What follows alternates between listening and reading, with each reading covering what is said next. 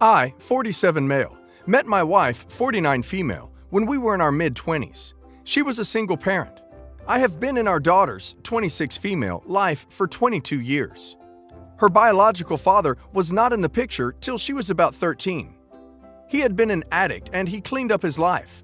My wife waited till he was sober for more than a year before trusting him enough to meet his daughter. My daughter grew distant from me, and we took some time to adjust the dynamics of our relationship. We did a lot of family therapy. She adores her father. They both are charming, sporty, and outgoing people, while I am more of an introvert and bookish in my interests. We still had a great relationship, but I went from being her sole father figure to being her stepdad. It was hard, but I knew that she had every right to spend time with and bond with her father. She got married when she was 21 and just out of college. I paid for most of the wedding.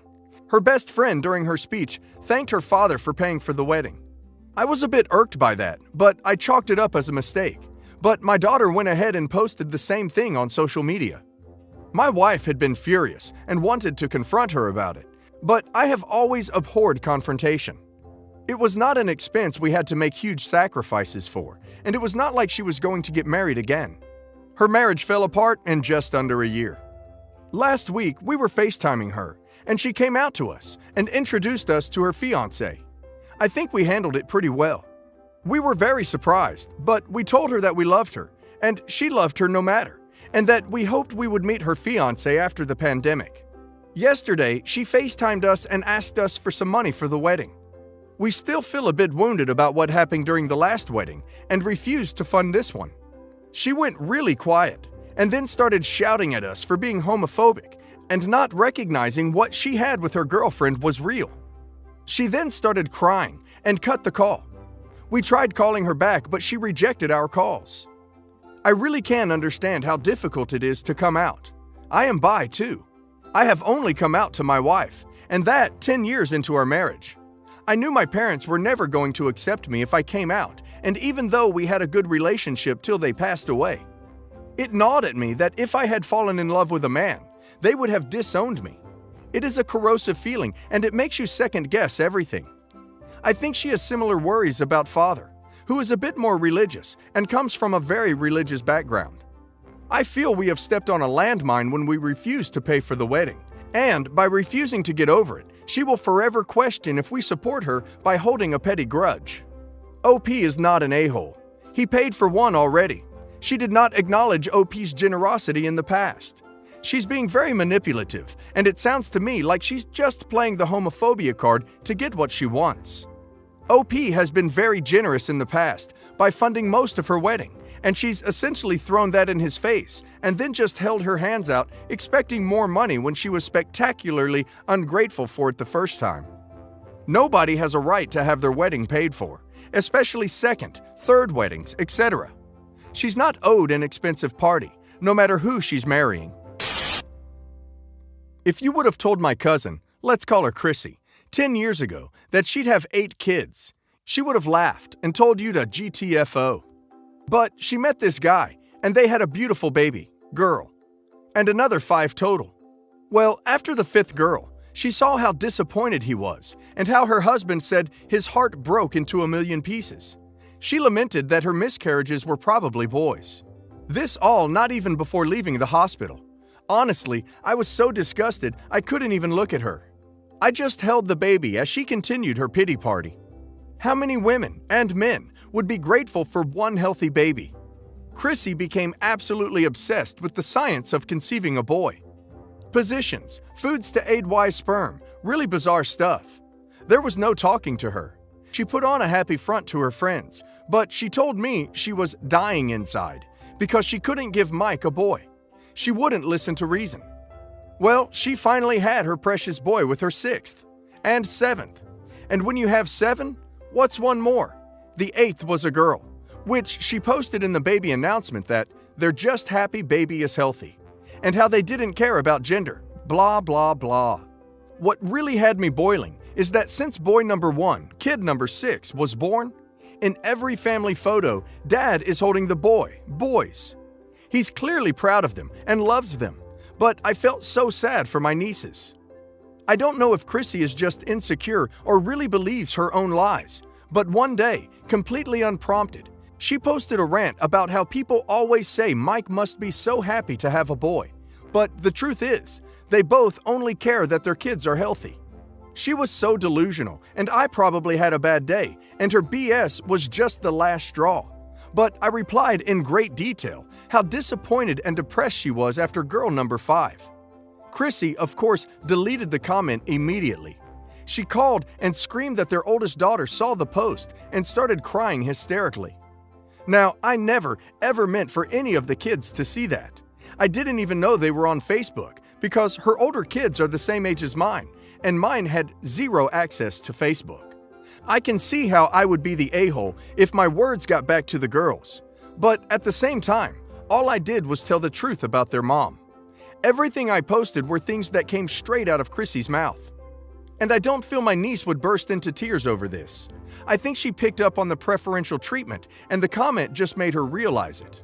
My family wants me to apologize to Chrissy and Mike. Not happening. And the girls. I'd consider that, but I'd only apologize for what their mom said. I really don't think I should apologize, or that I am the a-hole, by a long shot. I am sorry their daughter is collateral damage of their parents' dumb patriarchal views. But I'm open to hearing if I'm the a-hole and why. If it's the right thing to do, I'll grit my teeth and apologize to Chrissy. OP hurt these children, even if it was inadvertently. This is why you don't air your dirty laundry in public. What OP's cousin said was awful, but is it really worth publicly shaming her over?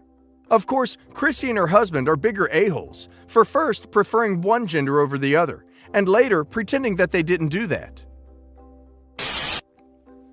I am a part of a friend group of 6 women, including myself. Out of this group, 1 person is child-free, 4 of us have children, and 1 has dealt with infertility for the past 4 years. We keep a regular group chat going on WhatsApp. And out of respect for both our child-free friend, I'll call her Jen, and our friend who struggled with infertility, I'll call her Amy. Those of us with kids have a separate chat where we talk in detail about our kids. But in the main chat, pregnancy and kids stuff will still come up from time to time. It will usually be quick messages like, "Sorry I didn't see this. I was late getting back from the daycare." When this has happened, Amy has gone radio silent for extended periods of time and occasionally made comments days later like, "Sorry I disappeared. You guys got mixed up with the kid chat again." This has caused tension. After my daughter was born last year, I had a fresh 48 photo shoot. A few days later, I got the images and posted them to my Facebook. A few days after that, I received a text message from Jen saying that Amy was very upset because I posted the photos without warning her. This was surprising to me because I didn't think I needed to warn her since I didn't text them to her or the group chat. To be honest, I was less than 2 weeks postpartum, and I was a little pissed that Amy was making my childbirth about her. The next problem came during the holidays when we decided to all get together for a kid-friendly Friendsgiving. I was still breastfeeding at the time, and a small group of us were hanging out in a room. My daughter got fussy, so I started to breastfeed in what I thought was a discreet way. I have a nursing shawl. But then I heard a loud "wow" from across the room, and I saw that it was coming from Amy. She was looking right at me, and then she turned and walked out. I felt really bad, so the next day I reached out to Amy to apologize. She didn't respond until 2 days later with a long text message about how people with kids don't understand how triggering it can be to see things like breastfeeding. But what hurt me was when she said that she needed a break from our friendship until I wasn't so self-absorbed and in a mommy bubble. That really hurt, and we didn't talk throughout the holidays, even in the group chat. It wasn't until February that Amy texted me a Valentine's Day meme, and we started talking more again. I tried really hard to get over my hurt feelings, but things changed for me at that point. I had also found out that Amy had made fun of Facebook posts of our kids behind our backs to other people outside of our group. Now, Amy announced 2 weeks ago that she is pregnant. This weekend, she asked if I would be willing to throw her a baby shower. She doesn't have any siblings or anyone else to throw it. I'm still feeling raw about how she treated me, and my heart isn't in it. My plan is to tell Amy that I don't have the time to throw the shower. Am I an a-hole? OP is not an a-hole. I mean, the worst response would be to say, "No, I'm too self-absorbed and busy in my mommy bubble to throw you a baby shower." I understand her struggle with infertility, and that maybe some things that might not be hurtful to most people hurt her in some way. But also, Amy's just a bad person. She's a bad person who happens to have struggled with infertility, but that's not a free pass to treat people like crap. Why can't anyone else in the friend group do it for her? I, 22 female, have been trying to get my sister to hang out with me since I was 12. She always said things like, "How about later?" or "some other day," and I'd wait and she never actually did hang out with me. I always asked her and she would brush it off or hang out with her friends. I always only had my sister when I was younger.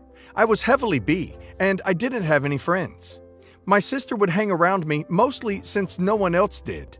One day I asked her why she doesn't hang out with me, and she just snapped and said because I was a loser with no ambitions. I'm always bi, and people would make fun of her. Because of that, she didn't want to be around me. She said not to talk to her again. I was devastated and tried to call her many times. She eventually blocked me, and my parents just said to give her time. I was 16 and she left and hasn't contacted me in 6 years. That's until now. An unknown number had contacted me, and when I answered, this is literally what she said. "Hey OP, I'm sorry for blocking your number and for basically being so mean. I'm sorry for the way I acted and I won't do that again. You should understand how I felt, but I really do miss when we spent time together. Leaving you was my biggest mistake." She then went on to say how she wanted to hang out one day. So I did.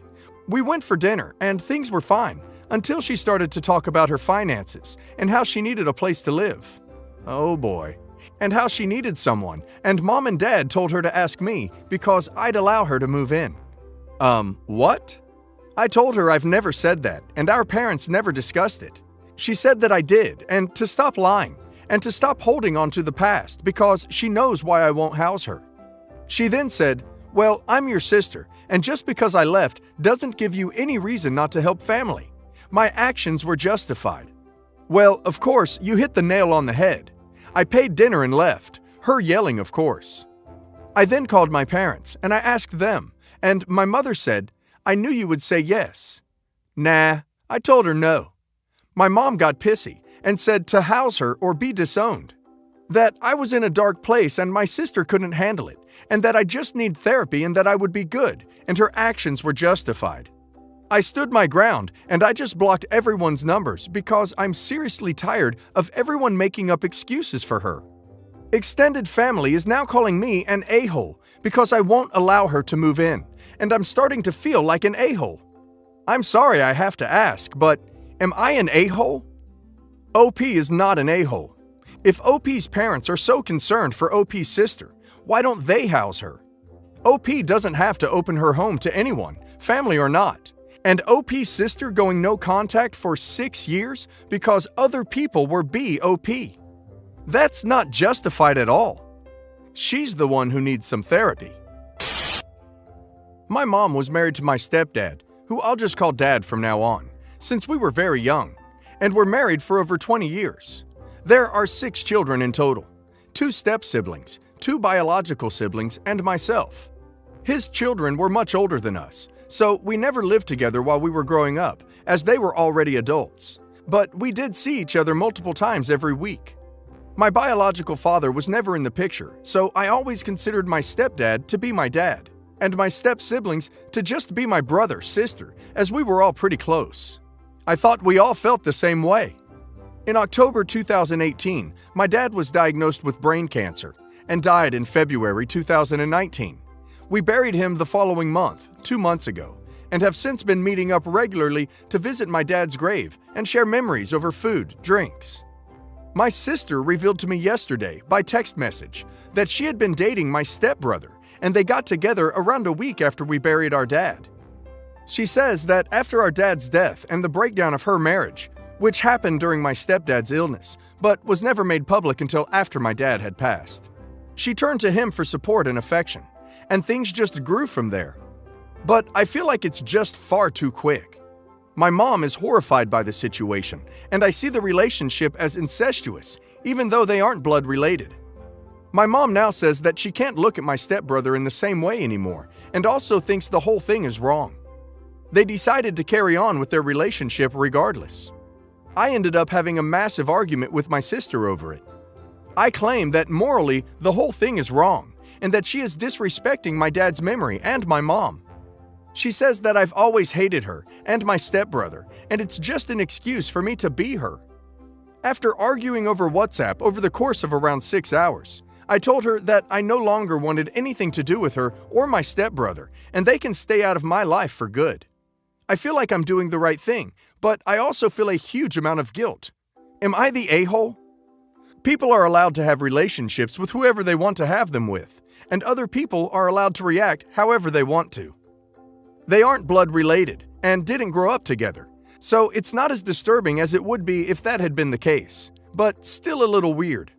I would probably be hurt that they didn't seem to think about how it would impact the rest of the family.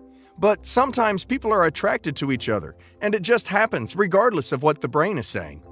Is it really worth losing your sister over and splintering the family? I wouldn't think so, but OP is entitled to feel however he feels. I would suggest just taking some time to let things settle and see how OP feels later on.